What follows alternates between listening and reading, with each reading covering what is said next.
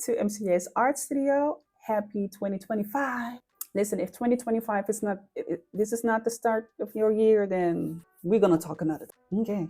If 31st of December 2024 has been the last day for you, Happy New Year. Happy New Year. So I hope that you are all well rested. You are ready for another year with some great videos. I am. So here's the first one that I got for y'all. So listen up. As a young girl at elementary school and high school, I have never came into contact with the Loomis method. I never heard about it, and it wasn't until far later in my art career that I started to hear more about this particular method. And I do believe that the Loomis method is a method that can allow you to have a very low probability of errors that are made. But then, however, it wouldn't be me if I didn't have a different perspective on it. So this video is not to throw shade at Mr. Loomis, not at all, okay? But this video is definitely to look at ways where you can actually train the skills that you already possess. You already have skills to be great at measurement, at proportion, and also ways that you can landmark certain things when it comes to drawing ahead and placing the features in that, all right? I never actually got into contact with Loomis. At elementary school and at high school, I had teachers who were, pretty strict with it. They would look at my work and be like, you have to do that over. This is not correct, this is not correct, this is not correct, do it over. So the way that I practically learned how to draw is by practicing. Let me already give you the first disclaimer before even going to the skill sets that I believe you need when it comes to drawing and sketching and illustrating. You need to practice, babe. You need to practice. All right, you need to practice. A lot of what people are omitting in this process is practicing. And yes, it is a tedious thing, but you got to do it. Okay, you want to be better? Okay, practice. Back to the video. So my teachers were pretty strict with that. Do it over again and again and again.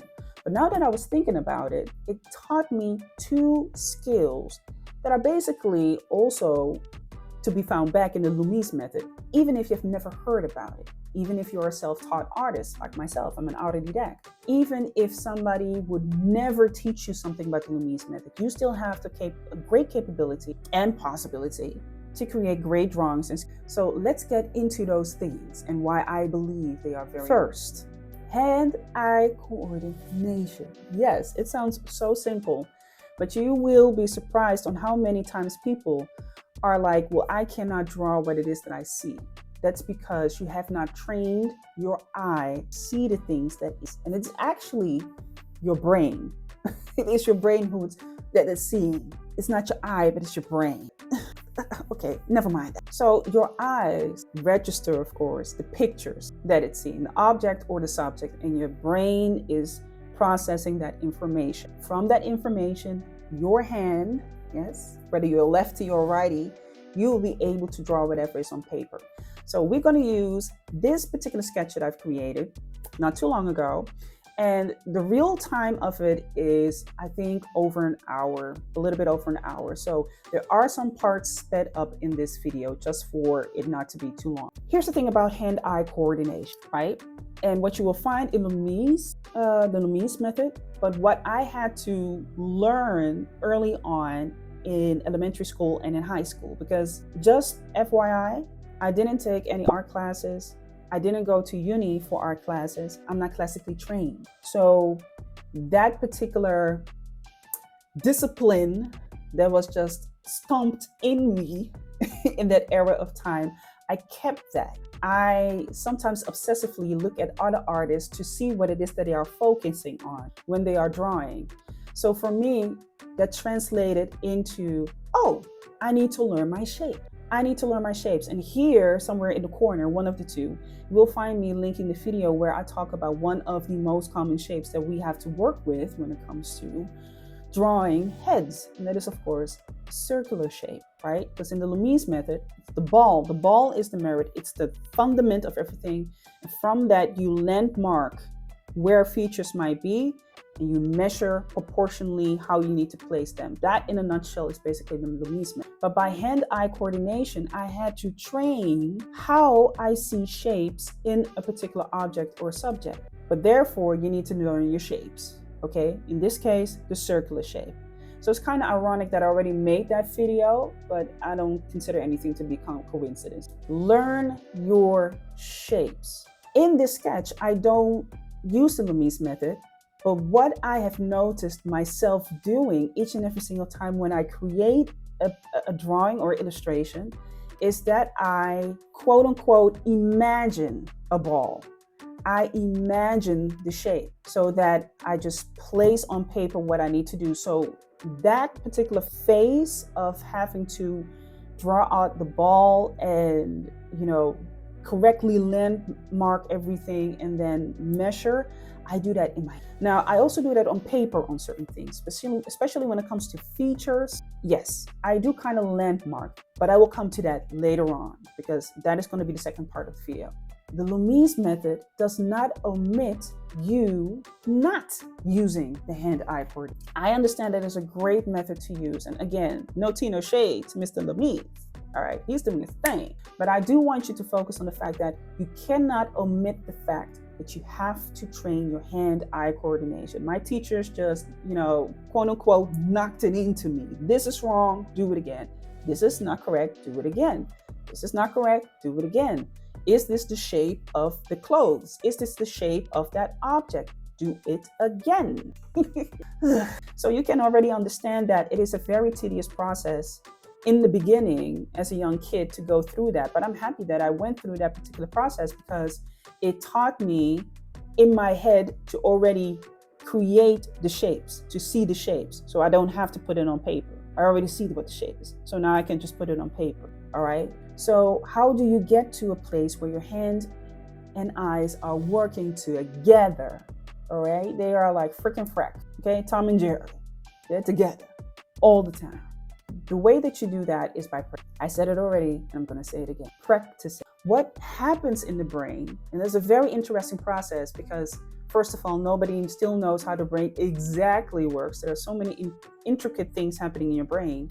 But what we do know is that the more that you practice something religiously, basically, obsessively almost, the more pathways your brain starts to create for you to better yourself, to execute something in the best way.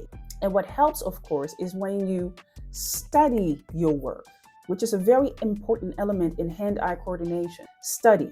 You need to study the object, you need to study the subject. Loomis method gives you a guideline towards how you need to study that. If you don't have the Loomis method, you actually have to really use your hands and your eyes to study. There's not going to be a guideline. You need to use what it is that you already got. Use that. It's already naturally given to you. And you cannot omit it even if you use the Loomis method. You still have to use hand-eye coordination to create what it is that you need to do. So why not amplify and why not emphasize that into your repertoire of skill sets? Okay? Do that. You have to look at ways how you can better your hand-eye coordination. If you keep falling into the trap of, but I cannot draw what it is that I see, and my eyes are always crooked, or the mouth is always, you're doing something wrong. You're not taking the time to study what it is that you see. And if you even want to go a step back, you are not getting into shape. You're not getting into the shapes of what an object or subject is constructed. All right. Because yes, this is a face, and the reference picture that I'm using has a face, but in that face, there are all shapes, right? I have a round, circular tip, pretty white nose, a rectangular nose bridge here, right? If you look at my cheeks, they're kind of round, but not really. They got this rectangular form. Study the material, okay? Study your material. Do not Speedy Gonzalez yourself through the process because you want to get to the end result and it needs to be perfect right then and there. If the base is not correct, then what do you think the outcome is going to be? Exactamente. So I really want you to focus on hand-eye coordination. Even with the Loomis method, you will have to know your hand-eye coordination. I ain't playing with you. Yeah, I ain't playing.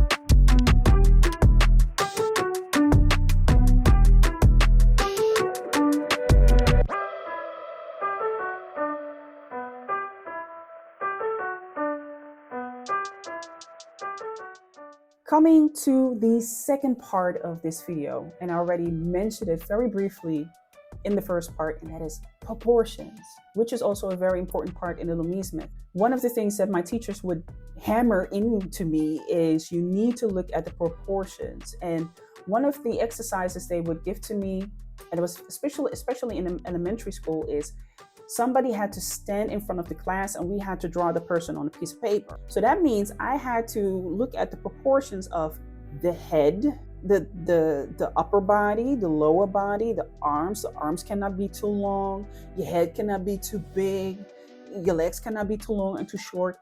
So I already got acquainted with proportions. Then it became faces. You become acquainted to the proportions of faces. So even as I am sketching, I am creating landmarks. I am estimating or actually calculating where everything needs to be.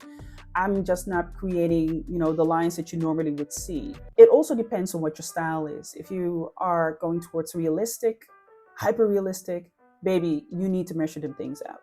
Okay, if it's more cartoonish, even with comics and cartoons, you do have a freedom to have more personality into them. But however, you also have to calculate certain things, or else it's just going to look really goofy. And that's not what you want to go for. I don't think you want to go for it. That's not why you're on my channel. No, no, not at all. So I do create landmarks. I do look at how facial features are proportionally placed, a reference picture. That is just really important, especially if I do want to give it my character, who I am, but still I want it to look like what I see. With that, again, you need to study the measurements between all of those features, and also understand that that might differ from person to person. It might differ from angle and perspective. There are so many elements that come into that, but just understanding that the proportion of shapes, features, is a very important element in drawing, sketching, specifically heads, because the Loomis method is really, it's really there for heads. What features are there? How can you create structure? How can you create dimension? Make it more interesting. Well, those elements are also there if you never use the Loomis method. The reason why I also talk about these two elements, hand-eye coordination and proportions, is because without the Loomis method, this still would stand. I still can build a case on these two elements. And even the third one, perspective, I can build on those, even without the Loomis method, even without ever coming into contact with the Loomis method. These are three things, but the first two I find even more important, where you have to really build on. So that is not for me to say, again, we are not throwing shade at Mr. Loomis, but that is to say, if that has never been something that has been taught to you as a skill, you still can become a great artist. You can still be someone who can draw pretty realistically, pretty well. You still can become someone who can measure things. Now here's a disclaimer: the eye can sometimes be deceived. And as you see me sketch here on paper, I'm using an eraser from time to time because the eyes can sometimes be deceiving, right? Where I do believe that Loomis method has less room for error. There's a lower probability to make errors because you're measuring things out. I do believe that the more you use your skill set that you already have, your hands, your eyes, your ability to study, practicing those things, the better you become at it. Because even with the Loomis method, you still can make a mistake. So to summarize it all, the Loomis method is of course a great method that you can use when it comes to drawing of heads. If you don't use that, two things that you definitely have to have in your repertoire, and it can make you a great person, a great artist who is drawing: hand-eye coordination, proportion, and a bonus one, perspective. But we will leave that for another video. Let's keep it simple for 2025. Okay, step by step. So for 2025, let's focus, and I'm definitely going to focus a lot for 2025 on those two things. And I've been even thinking about maybe creating exercises that you can use. I'm still going to think about that concept. Let me know here below in the comment section if that is something that you would like to do, that you would be interested. So in this video, what I've demonstrated is with the reference pic that I had from Pinterest, hand-eye coordination is constantly happening. I'm constantly studying. I'm constantly correcting. And the more that I have to do that, the more that I do that, the better I become with it, and the less that I have to use the eraser. As you can see, I haven't really used the eraser that much, but I have to use it less and less, right? I have to use it less and less. And of course, perspective. She's standing from a side point. So that's the perspective that she's taking. It's not really all the way to the side, slightly to the side, because she still can see both eyes. So that is the perspective that I need to take in that too. And of course, creating my own personal touch to it. Now, I have already linked a couple of videos here in the video. The next video might be really great for you to have a look, because there you will find a playlist of me drawing and painting. The way that these two skill sets, hand-eye coordination and proportion, how I developed them is by studying other artists, not imitating their work, but imitating the skill. A huge difference. And I really want you to also get into that for 2025 and further. I definitely believe that it can better your work, and it's something that you always will have to use, regardless, anytime. All right, so go to the next video and watch that one to see how it is that I create my art. All right, you don't have to create it exactly the way that I do it, but look at how I study the work, the objects, the subject, and then look at your own work. How do you study it, and what do you need to improve? It is no use, of course, to be hyper negative towards yourself. That is not please don't do that. Don't do that, because you're already breaking yourself down even before starting. The purpose of it is to correct yourself so that you can create a disciplined way of working, and also less error. There is where we want to go to. And of course, use what you already got. Okay? Use what you got. You got your eyes, you got your hands, you got your brain, you have time to study, and that is what you really want, all right? So we're coming now at the end of the video. I hope that you enjoyed it. If you have any questions, comments, place them here below in the comment section, and we'll have a look at it. Go to the next video to watch what it is that I'm doing when it comes to drawing and painting, and I will see you next time, all right? Take care.